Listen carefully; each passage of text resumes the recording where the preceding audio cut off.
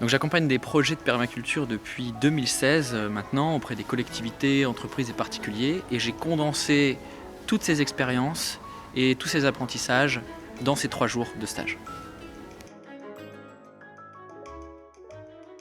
On a pu créer de toutes parts un projet sur la base des connaissances qu'on avait acquises en début de stage. Ce que j'adore vivre, c'est la pratique, hein. Là, ça prend forme en fait, on fait corps avec ce projet.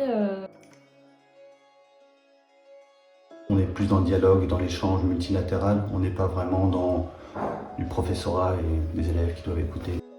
En venant sans bagage, j'ai trouvé que tout ce que tu as expliqué en ce qui me concerne était totalement digeste, totalement logique. Ce que ça m'a apporté, c'est par exemple, quelle est la posture d'un encadrant, d'un animateur de ce type d'atelier. On voit bien aussi les différentes étapes pour lancer le projet, et je pense que ça c'est quelque chose qui est très intéressant dans le cadre d'une perspective de professionnel ou semi-professionnel. Vraiment des bons éléments. Moi, je vais appliquer ce qui m'a été transmis en tout cas.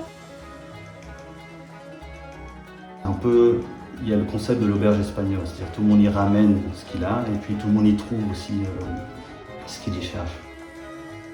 Et puis le fait de vivre comme ça un petit peu en communauté, c'est chouette parce que voilà, on s'organise en fait, hein.